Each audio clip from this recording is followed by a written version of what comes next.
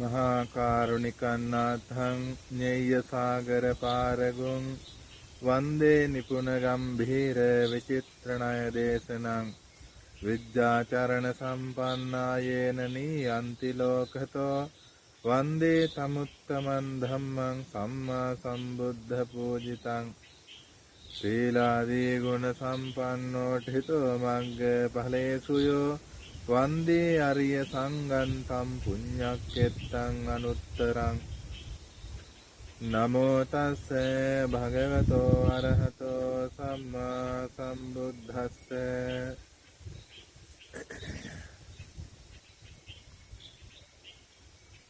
කාරුණික පින්වත්නි අද මම මේ පින්වතුන්ට දේශනා කරන්නට සූදානම් වෙන්නේ ප්‍රේත වස්තුව කියන උත්තම පොත් වහන්සේ තුල තිබෙනා වූ උත්තම දේශනාවක්.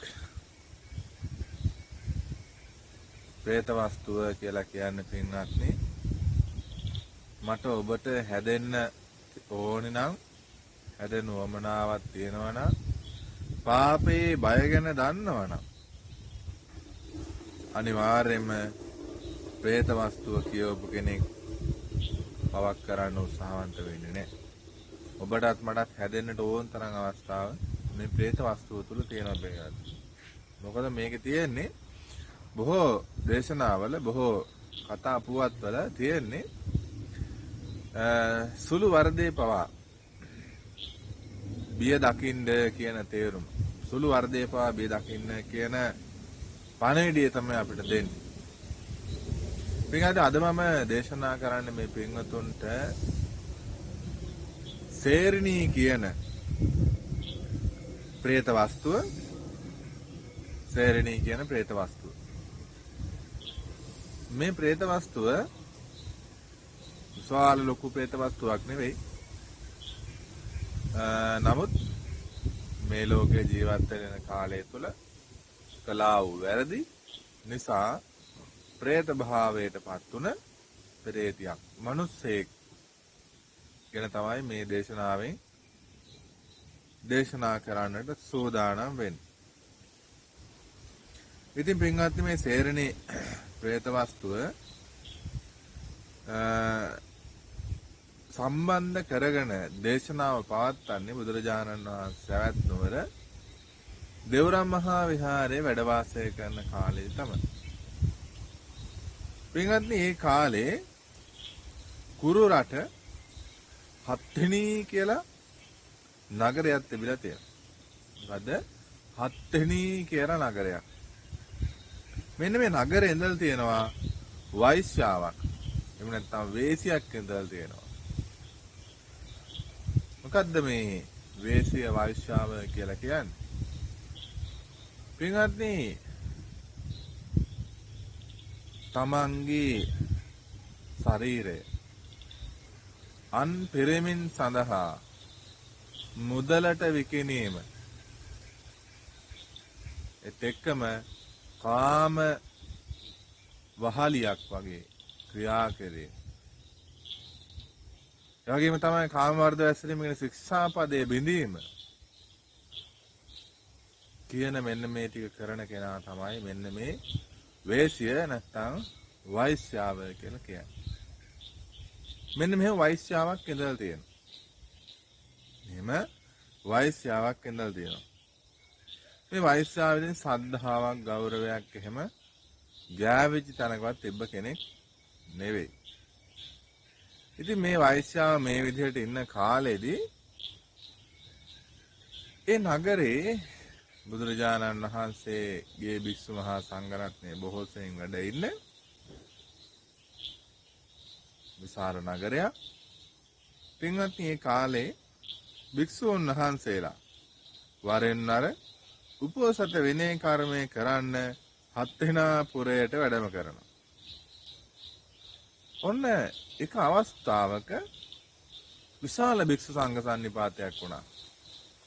එහෙම නැත්නම් විශාල භික්ෂු පිරිසක් එකතු වුණා. මොකක් කරන්නද? උපෝසත විනය කර්මය කරන්න. බුදු පියාණන් වහන්සේ දේශනා කරන අඩමසක් පාසා උපෝසත වෙන්නේ කර්මය කළ යුතුයි. දවස් 15න් 15ට විනය කර්ම කරන්න ඕන. දවස් 15න් 15ට විනය කර්ම කරන්නට ඕන. බුදුරජාණන් වහන්සේ දේශනා කරා. ඒ නිසා භික්ෂුන් වහන්සේලා දවස් 15න් 15ට උපෝසත විනය කර්මය කරන්න මේ හත්තිනා කියන පුරේට එනවා. නොඑක් තැන්වල සීමා මාල ගන්නවල කරන්න පුළුවන්. ඒක ගැටලුවක් නෑ. ඉතින් මේ හත්තිනා පුරේත් තිබිලා තියෙනවා ඇති. එතකොට ඒ කාලේ විශාල සීමා මාලකයක්. ඉතින් මේ බොහෝ භික්ෂුන් වහන්සේලා ප්‍රමාණය එක අවස්ථාවක රැස් වුණා. එක අවස්ථාවක. ඉතින් මේ මහා භික්ෂුන් වහන්සේලා ප්‍රමාණයක් අපි හිතමුකෝ දහසක් විතර වගේ කියලා. එහෙම නිකන් හිතන්න පොතේ සඳහන් නැහැ. විශාල භික්ෂු පිරිසක් කියලා කියපුවාම පස්සේ ඉතින් ඒ වගේ. දැන් මොකද අද නම් ඉතින් භික්ෂුන් වහන්සේලා දහසක් නෙමෙයි ඉතින් 20ක් හරි අමාරුවෙන් එකතු කරන්න වෙලා තියෙන්නේ. ඉස්සර එහෙම නැහැ. එක වෙහෙරක භික්ෂුන් වහන්සේලා 500යි 1000යි එක පිරිවනක 500යි 1000යි අද ඉතින් අර මේ පොඩ්ඩක් අඩු වෙලා නේද? පොඩ්ඩක් නෙමෙයි හොඳටම අඩු වෙලා. ඉතින් මේ භික්ෂුන් වහන්සේලා දැකපු මේ ගම්මානේ මේ නගරේ හිටපු මේ හත්තිනා කියන පුරේ හිටපු මිනිස්සුන්ට හරිම සන්තෝෂයි. සුබටිපන්නෝ භගවතෝ ශාවක සංඝෝ උජුබටිපන්නෝ භගවතෝ ශාවක සංඝෝ කිය කියා මොකද කරේ මේ මිනිස්සු තෙරුවන් ගුණ සිහි කර කර තල සහල් ගිතෙල් වෙඬරු මී පැණි මේ සියලුම දාන උපකරණ පිළියෙල කරගෙන මහත් වූ දානයක් පැවැත්වුවා. මහා දානයක් පැවැත්වුවා. දවසක් නෙමෙයි එක දෙකට දින කිහිපයක් වෙන්න ඇති. මහා දානයක් පැවැත්වුවා. ඉතින් මේ කාලෙදී අර මං වේලාසනින්ම කියපු මේ වෛශ්‍යාවිය සේරිණී කියන වෛශ්‍යාවිය මේ පැහැදුන මිනිස්සු ඇවිල්ලා කිව්වා මේ පින්වත් කියලා කතා කරන පින්වන්තිය මෙහෙ එන්න අපි මෙන්න මේ විදිහට දන් දෙනවා. නුඹ ගාවත් බොහෝ සල්ලි තියෙන වෛශ්‍යාවයන්ට සල්ලි තියෙනවනේ. වෛශ්‍යාවයන්ට සල්ලි තියෙනවා. අදත් එහෙමනේ වෛශ්‍යාවයන්ට සල්ලි තියෙනවා. ඉතින් මේ එන්න අපිත් එක්ක දන් දෙමු මෙහෙම කියලා කියමු. ඉතින් මේ තනත්තිය කොහමද? කිසිම පැහැදීමක් නැහැ. මසුරුයි, මසුරු මලයෙන් යුක්තයි. ඉතින් මේ කාන්තාව එහෙම කියද්දි සද්ධා මාත්‍රයක් ඇති කරගන්න තරම් පුණ්‍යවන්තියක් උනේ නැහැ. ඉතින් නිතරම කිව්වා නුඹත් මේ දාණයට අනුමෝදා වෙන්න. ගිතෙල් ටිකක් පූජා කරන්න, තල තෙල් ටිකක් පූජා කරන්න, දන් හැන්දක් බෙදන්න කියලා මිනිස්සු ආරාධනා. අදත් ඉන්නව නේද එහෙම? අදත් කොච්චරවත් සමහර මිනිස්සුන්ට දන් දෙන්න කියන අනේ කනකටවත් ගණන් ගන්න නැති මිනිස්සු කොයිතරම් ඉන්නද? එහෙම මිනිස්සු වැඩි මේ ලෝකේ. හොඳ දෙයට, පිනට දහවට මිනිස්සු මේ ලෝකේ හරි අඩුයි. නරක දෙයට, පාප ක්‍රියාවලට මේ ලෝකේ මිනිස්සු වැඩි. ඉතින් මේ කෙනන් කොච්චර කිව්වන් චුට්ටක්වත් උත්සාහවන්තුනේ නැහැ කොච්චර සල්ලි තිබුණත් දානයක් දෙන්න. ඒ භික්ෂු මහා සංඝරත්නය දැක බලා වැඳ පුදා ගන්නවත් සද්ධා මාත්‍රයක් ඇති කරගන්න තරම් පින්වන්තියක් උනේ නැහැ. ඇය කිව්වා මොකටද? ඇය කිව්වා මොනවාද? මේ හිස මුඩු කරගත්ත. ඒ කියන්නේ නැත්තම් මේ කොණ්ඩේ කපාගත්ත මේ මුඩු මහනන්ට මම දන් දෙන්නේ නැහැ. මට මේ මුඩු මහනන්ට දන් දුන්නා කියලා කිසිම ප්‍රයෝජනයක් නැහැ. මුඩු මහනන්ට දන් දෙන්නේ නැහැ කියලා. බාන කොයිතරම් සද්ධාවෙන් පිරිහිලාද? අද ඇද්දොම කට්ටිය මුඩු මහනා කියන එක විතරයි කියන්නේ නැත්තේ. බොහෝ සමහර අය. බානින්න පුළුවන් හොඳම විදිහට බානන භික්ෂුන් වහන්සේලාට. කොයිතරම් අභාග්‍යයක්ද? පුඤ්ඤක් එත්තං අනුත්තරං කියලා සමහරු දම් පූජා කරමින්, පැම් පූජා කරමින්, දහත් ගිලම්පස පූජා කරමින්, සීවර සීනාසන ගිලම්පස පූජා කරමින්, සිව්පස සංඝ පවත්තමින්, ස්තුති පූජා කරමින් කොයිතරම්න කුසල් දහම් ටිකක් කරගන්නවද? සමහරු මොනතරම් අකුසල් ටිකක් කරගන්නවාද බැනලා එහෙම කරු. ඉතින් හිතන්න කොයිතරම් දුර්ලභයිද හිතක් පිනකට නැමෙන එක පවා. හිතක් පිනකට නැමෙන එක පවා කොයිතරම් දුර්ලභයි. අතිශයින් දුර්ලභයි. ඔබ එක්කෙනෙක් ගොඩ දාන්න. එක්කෙනෙක් ගොඩ දාන්න. ඒත් ඇති කියන එක නෙවෙයි. තා 100,000 ගණනින් ගොඩ දාන්න. නමුත් එක්කෙනෙක් සද්ධා මාත්‍රයක පිටුවන්න උත්සාහවන්ත වෙන්න. ඒක ඔබට සංසාරේ බොහෝ කාලයක් සැප වෙනස පවතී. ඉතින් මේ සේරණී කියන මේ ගණිකාව කොහොමවත් හිත පහදවා ගන්න බැරි වුණා. බිස්සුන් වහන්සේලාට බැන බැන හිටියා. චුට්ටක්වත් දුන්නේ නැහැ. ඊට පස්සේ අය ඊට කාලයකට පස්සේ මිය පරලොව යනවා. මිය පරලොව ගිහිල්ලා ඒ ළඟ ප්‍රත්‍යන්ත ජනපදයක අගලක් උඩ අගලක් මැත්තේ පෙරේතියක් වෙලා උපදින. අගලක් කියන්නේ පින්ගන්නේ දියාගලක් කියන තේරුම තියෙන. දියාගලක් ළඟ මහා පෙරේතියක් වෙලා උපදින. ඉන්න කාන් තමන්ගේ කය උපයෝගී කරගෙන කාම වර්ධයසරියම ආදිය කරලා මහා පාප කර්ම ටිකක් කරගෙන ඉන්නවා මදිවට. ලෝතර සම්මා සම්බුදු පියාණන් වහන්සේ උදෙසා තමන් සතු ඥාති හිත මිත්‍රාදීන් අතෑරලා හරි හම්බ කරගත්ත වස්තුන් අතෑරලා පැවිදෙන භික්ෂුන් වහන්සේලා කෙරේවත් හිත පහදවාගෙන දානයක් පූජා කරගත්තේ නෑ මදිවට. බැන්න හොඳට. විභාගයක් විදිහට ඒ ප්‍රත්‍යන්ත ජනපදයක මධ්‍ය දේශනේ ප්‍රත්‍යන්ත දේශයේ ප්‍රත්‍යන්ත ජනපදයක දියාගලක් ළඟ මහා පෙරේතියක් කියලා ප්‍රත්‍ය ලැබුවා. ඉතින් මේ හත්වෙනි පුරේ ජීවන්ත එක්තරා වෙලෙන්දෙක් වෙලඳාම් පිණිස මෙන්න මේ ප්‍රත්‍යන්ත ජනපදයට ගමන් කරනවා. මේ ප්‍රත්‍යන්ත ජනපදයට ගමන් කරනවා. ඉතින් මේ රෑ ඇලි වෙන්න ඕන මෙන්න තියෙද්දි වතුර බොන්න හරි මොන හොදන්න හරි වැසිකිලි කැසිකිලි මොන හරි අවස්ථාවක් උදෙසා හෝ එහෙම නැත්තම් උයා පිහා ගන්න වතුර ටිකක් ගන්න හරි යනකොට මෙන්න මේ අගල ගාවට යනවා.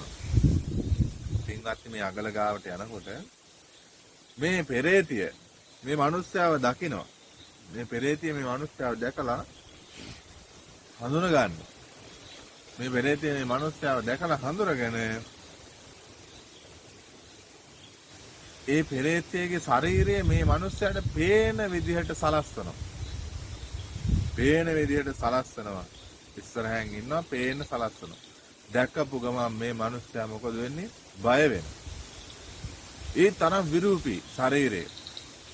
ඒ තරම් ශරීරයේ විරූපී.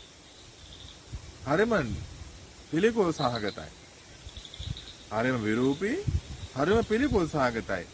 අපිත් පෙරේතෙක් දැක්කොත් අපිත් බය වෙනවා. බැරිලාත් ඒ පෙරේතයා කතා කරලා අපිට මොකුත් කිව්වේ නැත්නම් අපි බය වෙනවා. ඒ තරම් විරූපී.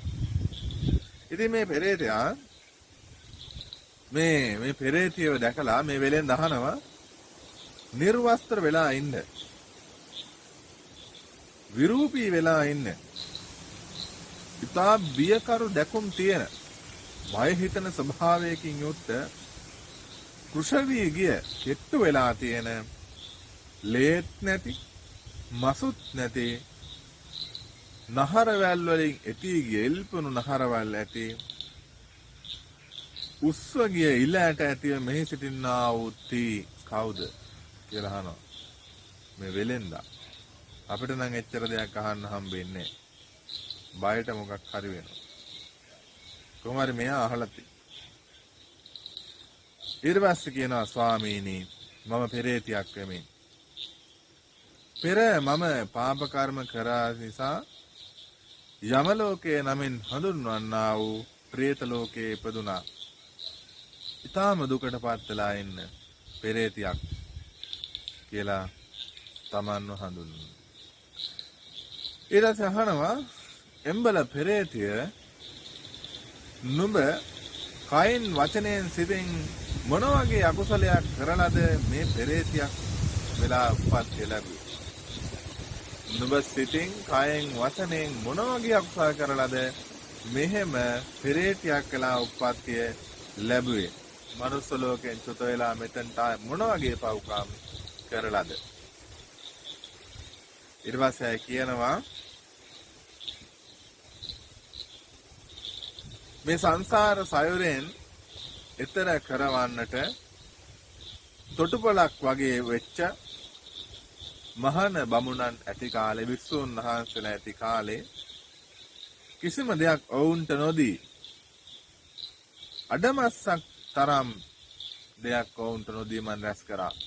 අඩමස්සක් කියලා කියන්නේ පින්වත්නි බොහෝ මිල අඩුම කොටසක්. අද අපි හිතමුකෝ රුපියල් 5,000ක් වගේ කියලා. අන්න ඒ වගේ ඊටාම සුළු මුදලක්. ඊටාම සුළු මුදලකින් පවා පරිත්‍යාගයක් නොකර දානයක් නොදී මම කර්ම රැස් කර අකුසල රැස් කරගත්තා. මට දන් දෙන්න ඕන තරම් දාන වස්තුව ගෙදර තිබුණා. දන් දෙන්න ඕන තරම් මුදල් මට තිබුණා. හැබැයි මට දන් දෙන්න සිදු වුණේ නැහැ.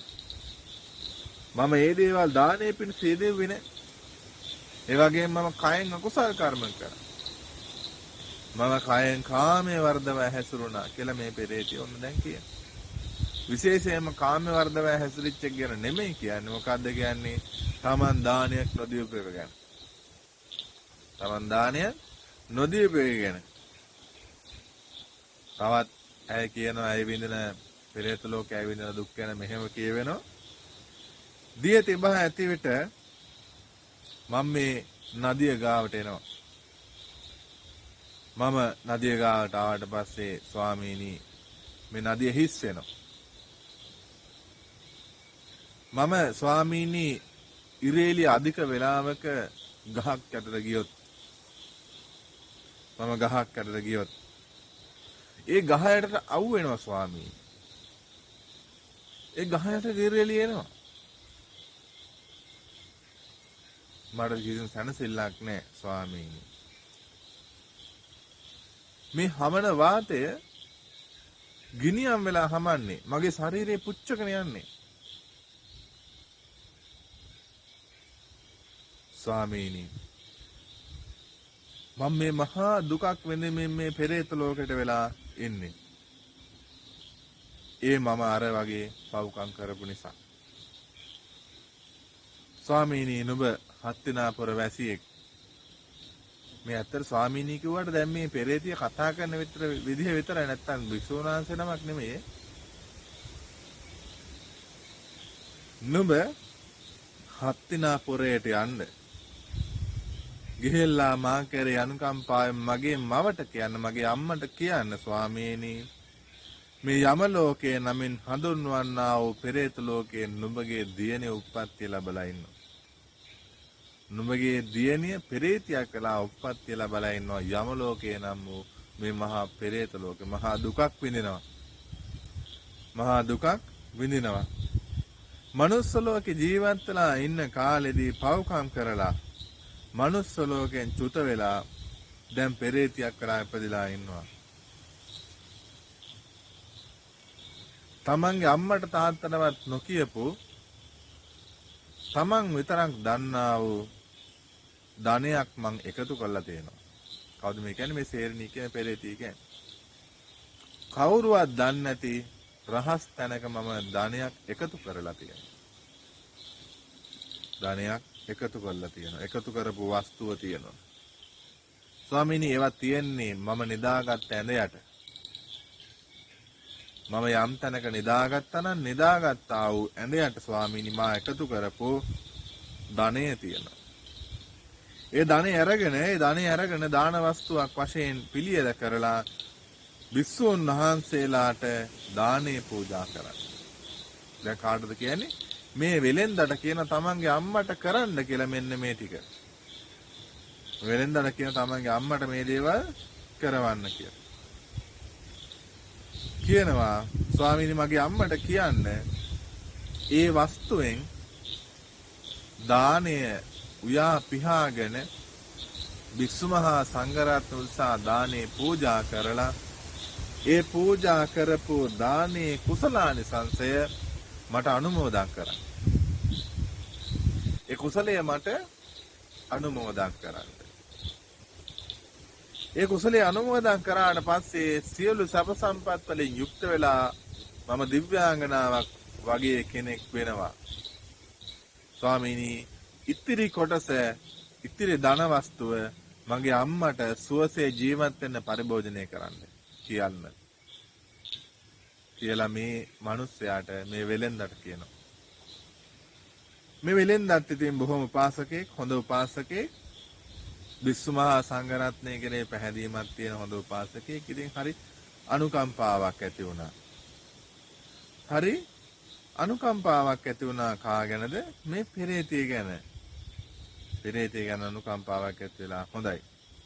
මම මේ දේ කරලා දෙන්නම්.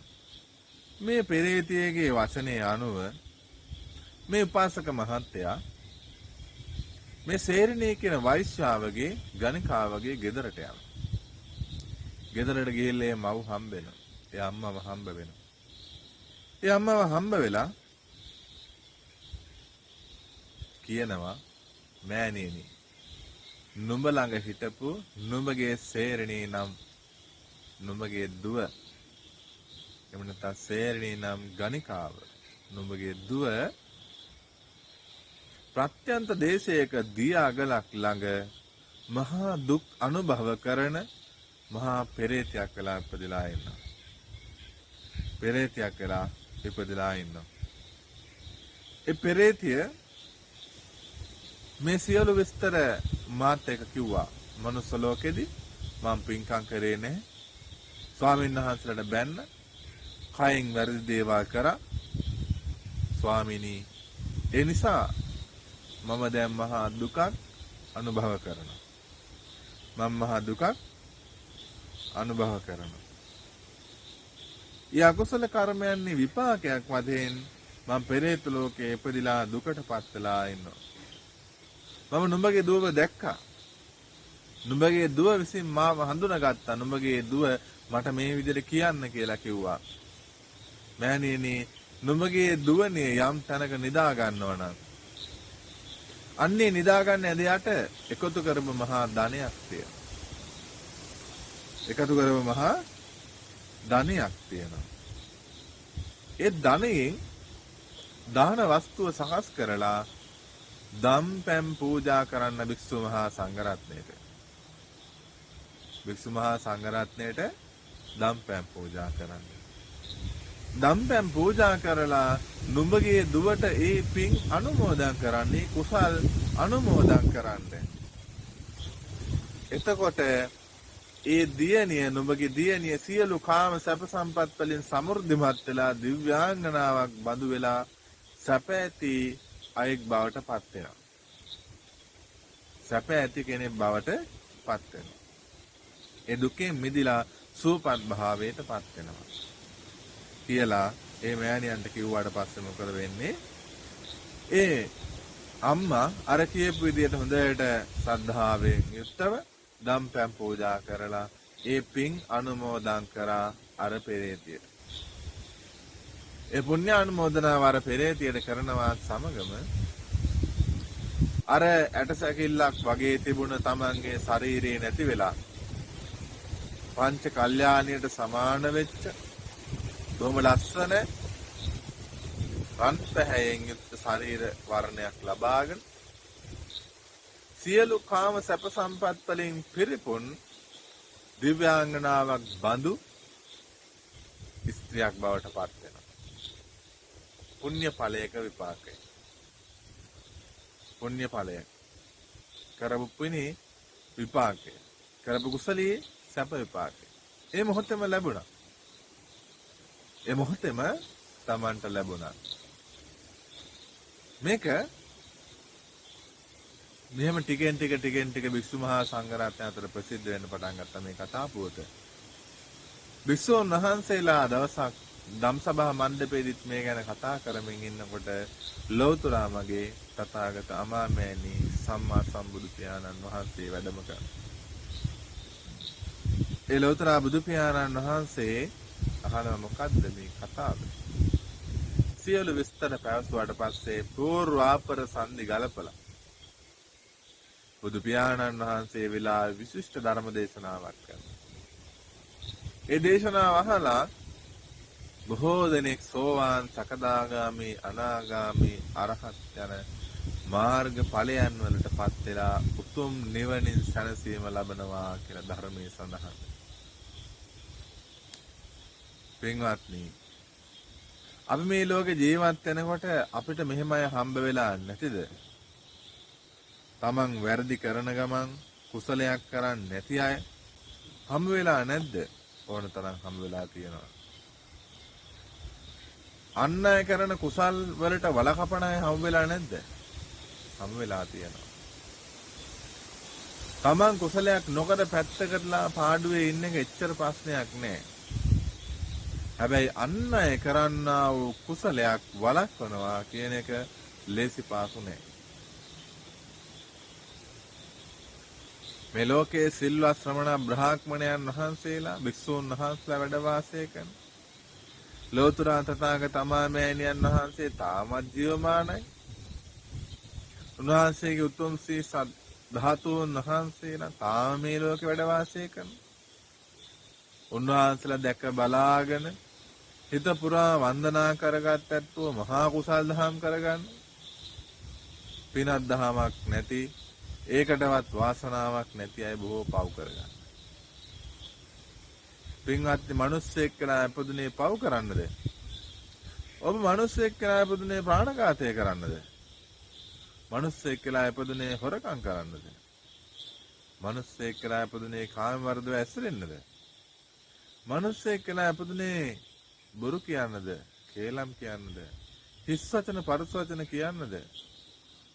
මිනිස්සෙක් කියලා ඉපදුනේ රහමෙර පානය කරන්නද? අන් අයගේ හිත් බිඳවමින්, අන් අයගේ කය බිඳවමින් ප්‍රාණඝාතය කරමින් ජීවත් වෙලා ඇයි? අන් අය ඊට දුක් මහන්සියෙන් හරිහම්බ කරගන්නා වූ ධන වස්තුව හොරකම් කරගෙන ජීවත් වෙලා ඇයි? මොකටද? තව කී දෙනෙක් දුක් විඳිනවා එතකොට? පර අඹුවන්, පර පුරුෂයන් කරා ගිහින් ඇයි? තමන්ට ලැබෙනා වූ කාම සම්පත්තිය තුළ සතුටු වෙලා ඉන්න බැරි ඇයි? පුළුවන් වේ යුතුයි. ඇයි බොරු කියන්නේ? ඇයි අනිත් අයගේ හිත් බිඳවන්නේ, රිදවන්නේ? ඇයි හිස් වචන කතා කරමින් නිකන් නිකරුණේ කාලයේ කාදමමින් ජීවත් වෙන්නේ දවසේ? මොකටද? ඇයි රහමෙරාදිය පානය කරමින් පස්පව් දස කුසල්ම සිද්ධ කරගන්නේ? ඇයි? ඔබ මිනිස්සෙක් උනේ ඔය වගේ පව්කාරකම් කරන්නද? ඔය වැඩේ කරන්න මිනිස්සෙක් කියලා අපදෙන්න අවශ්‍ය නැහැ. පාප කර්ම කරමින් ජීවත් වෙන්න නම් මිනිස්සෙක් කියලා උප්පත්ති ලබන්න අවශ්‍ය වෙන්නේ නැහැ. ඔබ ඔය මනුස්ස ජීවිතය ලබා ගන්න සංසාරේ කොයිතරම්නම් පින්දහම් කරන්නේ නැතිද? ඒ කරපු පින්දහම් ගැන හිත පිහිටුවා ගන්න. ඒ කරන පින්දහම නිසා තමයි අද ඔබට ওই ලස්සන S2 ලැබිලා තියෙන්නේ. ඒ ලස්සන S2 අනවශ්‍ය දේවල් බලමින් කාලය ගත කරන්න එපා. ඔය ලස්සනට ලැබිලා තියෙන කටෙන් වැරදි දේවල් කතා කරන්න එපා. ඔය ලස්සනට ලැබිලා තියෙන අත් දෙකෙන් කකුල් දෙකෙන් සහ ශරීරයේ අනිත් අවයවයන් වලින් වැරදි වැඩ කරන්න එපා. ඔය ලස්සනට ලැබිලා තියෙන කටහඬ වැරදි දේවල්, වැරදි මිනිස්සු වැරදිත් එක්ක පටවන්න සූදානම් වෙන්න එපා. කේලම් ආදී දේවල් කියන්න එපා. බොරු කියන්න එපා. ඔය කෙලින් යන්න පුළුවන්කමක් තියෙන, සිහියෙන් වැඩ කටයුතු කරන්න පුළුවන් වෙන විදිහට ජීවත් වෙන ඔබ සිහිය හරියට නැති වෙන, ශරීරයේ විනාශ වෙන ලෙඩ රෝග වලට මුල් බසක් ගන්නා වූ රහමෙරාදිය පානය කරන්න එපා. ඔබ නොදකින ලෝකයක් ඔබට දකින්න ලැබෙනවා මරණ මංචකයේදී, පින් කරත් පව් කරත්. අද ඔබ ඔය කතා කරන දේවල්ම ඔබට එදාට කියා ගන්න බැරි වෙයි. ඔබ යහපත් අයෙක් වශයෙන් අද පටන් හෝ ජීවත් වුණොත් සංසාරයේ බොහෝ කාලයක් නුඹට සැප වෙනස පවතිනවාමයි. නුඹ තාමත් ගෙවන්නේ අකුසලයට බර ජීවිතයක් නම් පින්වත්නි. ඔබ අද කොයිතරම් ලොකු චණ්ඩියෙක් වුණත්, කොයිතරම් හොඳ රැඟපත තිබුණත්, කොයිතරම් හොඳ කාය ශක්තියක් ඔබේ තිබුණත්, ඔබ අසරණ වෙනවා ඔබ මරණ මංචකයේදී. ඒ අසරණ භාවයත් එක්ක ඔබට වඩා පව්කම් කරපු අය වගේ ඔබටත් සිද්ධ වෙනවා අපායට යන්න. එතනට සූදානම් වෙනු එපා. ඒ ගැන හිතන්නවක්වත් එපා. ඒ තරම් භයානකයි. මට නම් පුද්ගලිකව අවුවේ එක දෙකට විනාඩි 10ක් ඉන්න අමාරුයි, පිච්චෙනවහම. අවුව එහෙමනම් ගින්නක් කොයිතරම් වේදනාවක් ඇතිද පින්වත්නි, කල්පනා කරන්න. එපා කිසිම වෙලාවක පාප කර්මයක් කරන්න. පුළුවන් හැම වෙලාවකම කුසලයක් කරන්න. ඒක තමයි මේ හැම දේශනාවකින්ම අපි බලාපොරොත්තු වෙන්නේ. අපි ඔබේ ජීවිතයට පණ පොවන්න හදන්නේ බුදුරජාණන් වහන්සේගේ ප්‍රාණවායුව. බුදුරජාණන් වහන්සේගේ සිරිමුව මඩලෙන් දේශනා වුණ දේශනා තමයි මේ. ඒක තමයි අපේ ප්‍රාණවායුව. බුදු පියාණන් වහන්සේ නැත්නම් අද මම මස් වැද්දෙක්, අමු තිරිසනෙක්. බුදු පියාණන් වහන්සේ නැත්නම් අද මේ බණ අහන ඔබත් අමු තිරිසනෙක්, මිනිසෙක් වුණාට. එලවතුරා සම්බුදු පියාණන් වහන්සේ මට ඔබට මහා අනුකම්පාවකින්, මහා කරුණා මෛත්‍රියකින් දේශනා කරේ මේ උතුම් දේශනාවන් හැදෙන්න ඕන නිසා. නිවන් මගේ යා යුතුයම නිසා. ඔබවත් මමවත් දුක් විඳිනවා බලන්න මගේ බුදු පියාණන් වහන්සේ කැමති නැති වූ නිසාමයි මේ උතුම් දේශනාවන් සිද්ධ කරේ. එනිසා දහමට ලැබි වෙන්න. එතකොට ධම්මෝහාවේ රක්කද ධම්මචාරී. ධර්මයේ හැසිරෙන්න, ධර්ම විශ්ින් ආරක්ෂා කරනු ලැබේ. ඒ උතුම් බුදු වදන කියලා මේ දේශනාව මම මෙතකින් නිමා කරනවා. මනම් හැම කෙනෙක්ටම මහා සංඝරත්නය වෙනුවෙන් මම ආශිර්වාද කරනවා. අභිවාදන සීලිස්ස නිච්ඡං වද්දාපචායිනෝ චත්තාරෝ ධම්මා වඩ්ඩන්ති ආයුවන්නෝ සුඛං බලං ආයුආරෝග්‍ය සම්පatti සග්ග සම්පatti මේවච අතෝ නිබ්බාන සම්පatti ඉමිනාතේ සමිද්ධතෝ